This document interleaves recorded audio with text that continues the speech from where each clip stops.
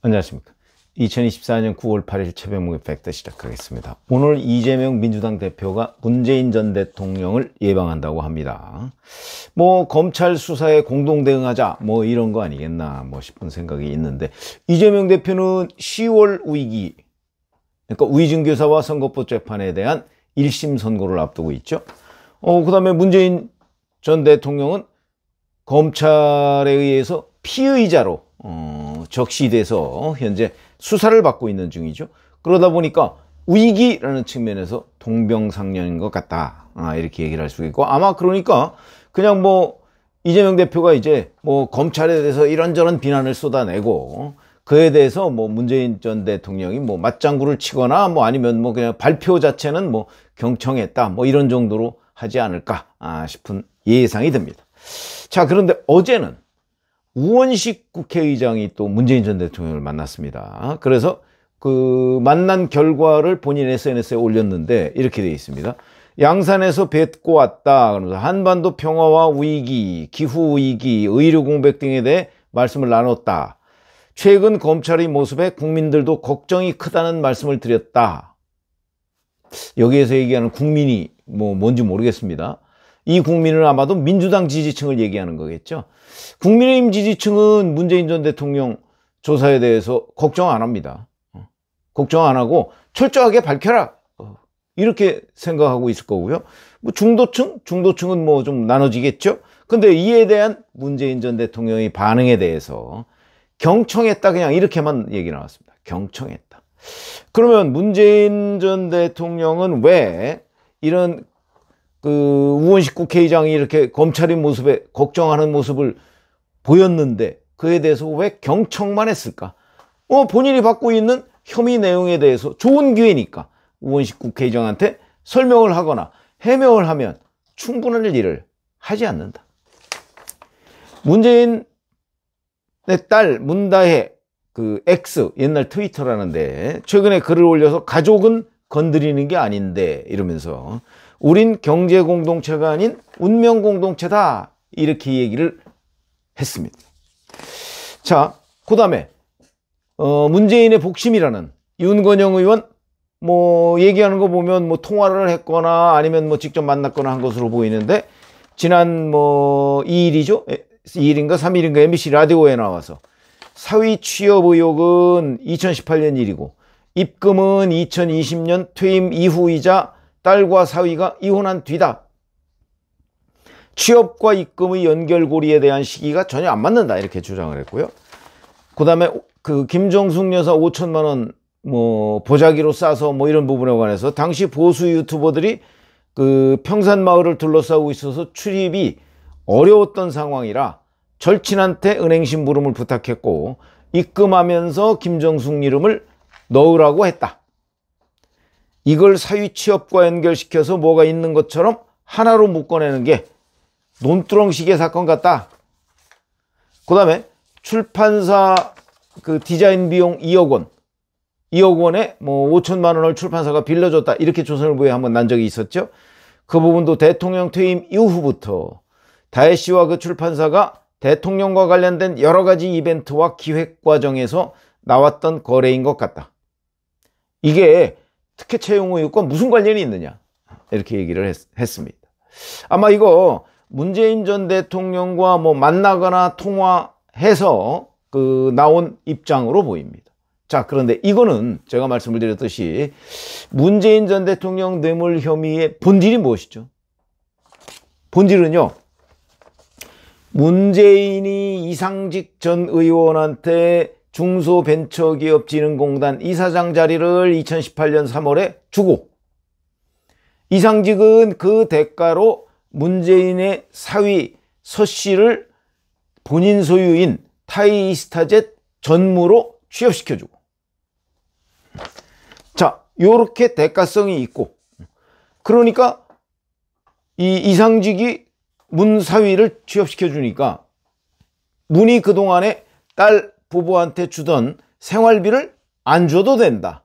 그러니까 그만큼의 경제적 이득을 가져간 것 아니냐. 이게 본질이거든요. 이게. 그러면 이게 성립하려면 이런 검찰의 가설이 성립하려면 문재인 문다의 여기가 경제 공동체여야 된다는 거죠. 그러니까 문재인의 지갑이 곧 문다혜의 지갑이다.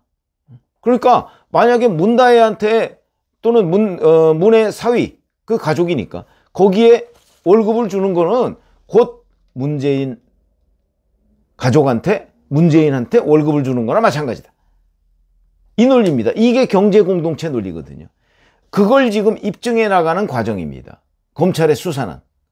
뭐 입증이 끝까지 될지 안 될지는 아직 뭐 지금 언론에 보도되는 내용만 가지고서는 단정하기 어렵습니다.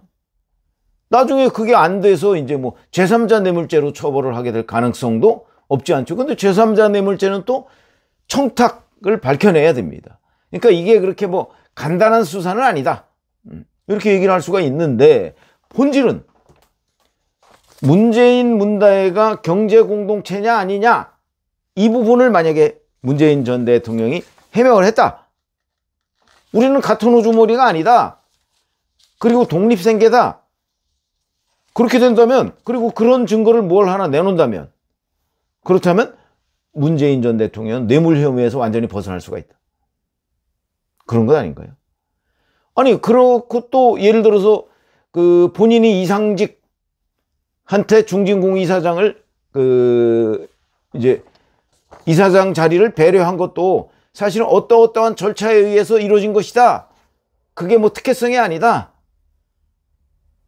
만약에 이런 것들이 뭔가 증거로 있다면 그렇다면 또 이 뇌물죄 혐의도 벗을 수 있습니다.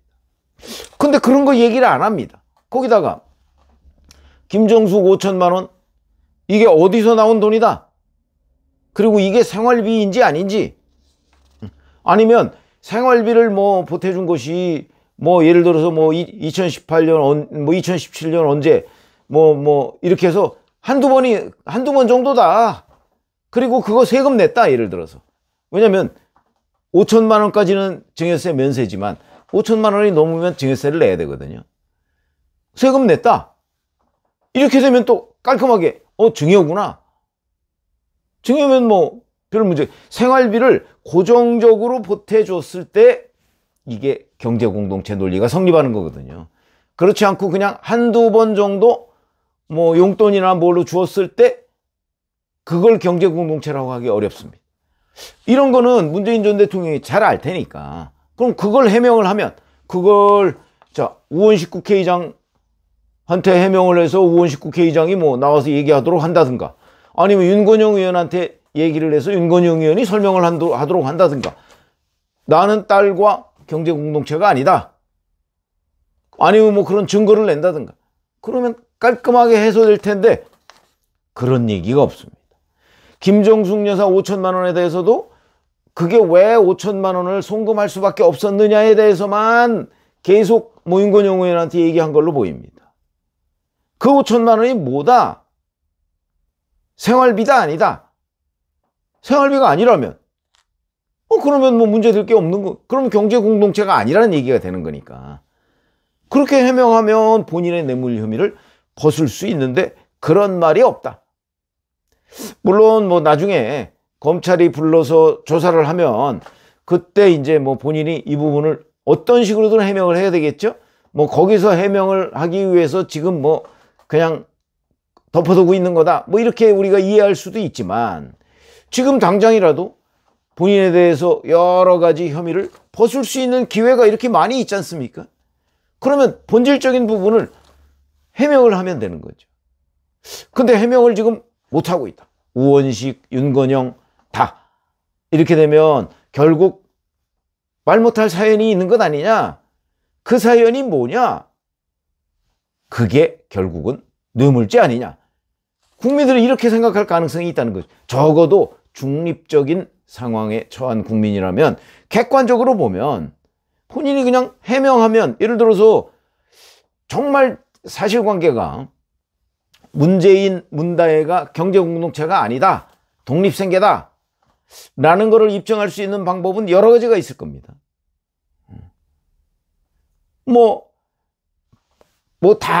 통장을 다 공개할 수는 없는 거지만, 본인의 통장 뭐 부인의 통장 여기에서 문다혜한테 그 뭐 2018년 3월 그러니까 7월이 이제 사위가 타이스타트에 취업했을 때죠. 그 전에 그 지금 검찰이 다 들여다봤을 테니까 문대희한테 생활비를 지원해 준 게 없다.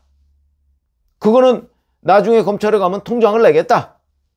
그 다음에 2020년 4월에 이제 문재인 전 사위가 타이스타트에 대해서 퇴임을 하죠. 그 이후에 딸한테 지원한 게 몇 번, 한 번, 두 번. 그거밖에 없다. 정기적으로 지원하지 않았기 때문에 이건 경제공동체가 아니다. 얘기할 수 있거든요. 그러면 이제 뭐 다른 사람들이 그거 한번 보자 이럴 거. 그거를 공개할 의무야 없죠. 그거는 나중에 이제 법정에 가든지 검찰하고 따지면 되는 거죠. 그때는 뭐 검찰이 다 들여다봤을 테니까 문재인, 김정숙 계좌를 들여다봤을 테니까 계좌 추적하고 있는 거 아닙니까? 그러나 적어도 말로 그런 해명을 충분히 해서 뇌물 혐의를 벗어날 수 있는데 왜 그렇게 하지 않을까? 그런 부분이 궁금해지는 대목이다. 그러면 그거는 결국은 혐의 자체를 부인하지 못하는 것 아닌가? 이런 생각을 하게 됩니다. 지금 뭐 아직 그 검찰이 뭐 부르지 않았기 때문에 뭐 본인이 뭐 이런저런 얘기를 지금 하지 않는 상태인지는 모르겠으나 적어도 본인이 지금 만나서 해명하고 싶은 거 아닙니까? 우원식 국회의장 만나서도 그냥 우원식 국회의장이 더군다나 이렇게 자락을 깔아줬으면 국민들이 걱정이 크다. 깔아줬으면 본인이 그거는 사실과 다르다. 얘기하면 되지 왜 그걸 가만히 듣고만 있고 윤건영 의원이 와서 이거 뭐라고 해명해야 되지 않습니까? 라고 얘기했을 때 왜 본인이 거기에 대해서 경제공동체가 아니라는 사실을 얘기하지 못하는가 하는 부분 때문에 오히려 일반 국민들은 경제공동체라는 사실을 더 믿게 된다는 거죠. 그래서 저는 이 본질적인 부분, 지금 본인이 받고 있는 뇌물죄의 본질적인 부분, 이 부분에 관해서 이렇게 여러 번 만나고 뭐 안 되면 오늘 이재명 대표 만나서라도 그 부분을 설명을 해야만 의심이 덜어질 것이다. 이렇게 말씀을 드리겠습니다. 고맙습니다.